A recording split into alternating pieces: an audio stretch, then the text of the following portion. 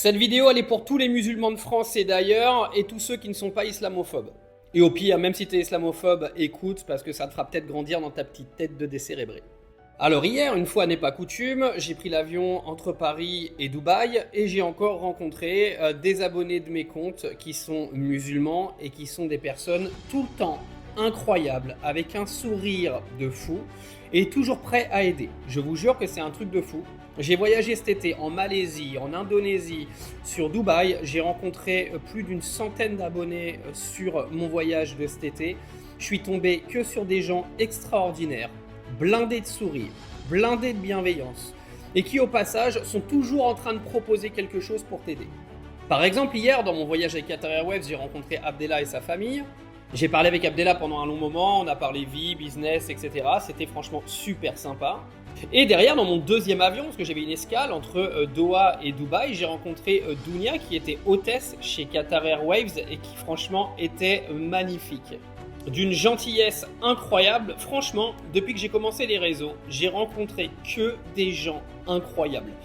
Les haineux là qui se cachent derrière leurs écrans à vous insulter, je les ai jamais croisés, hein, je vous le dis tout de suite. Par contre, l'intégralité des gens que j'ai rencontrés, alors 95%, c'était toujours des gens de confession musulmane, des gens extraordinaires, des gens qui m'ont toujours apporté de la bonne humeur. Partout où je voyage dans le monde, j'ai rencontré des abonnés partout, au Qatar, à Singapour, en Malaisie, en Indonésie, en France. J'ai des abonnés musulmans du monde entier. Par exemple, Dounia hier était algérienne, elle n'était pas française. Et je suis juste émerveillé et quand même assez halluciné quand même de voir le traitement qui est fait sur les musulmans en France, parce que je vous jure que tous ceux que moi j'ai croisés, c'est des gens qui ont le smile tout le temps. Des gens qui sont positifs, malgré qu'ils se font insulter toute la journée et amalgamer toute la journée dans ce pays de merde. Franchement, je suis stupéfait. Parce que, je vous le dis en toute honnêteté, par exemple, je vais vous donner une anecdote. Cet été, je suis parti en Indonésie. J'ai été avant ça sur les îles Perhentian en Malaisie. Et j'ai rencontré plein d'abonnés sur les îles Perhentian. Donc c'était quasiment que des Français binationaux, donc des Français marocains, Français algériens, etc. Que des gens gentils, avec le smile, truc de ouf. Et derrière, je suis parti en Indonésie, j'étais sur Gilier, et là, on avait que les Français du sud de la France, hein, vous savez, tous ceux qui squattent les campings, là, qui faisaient la gueule.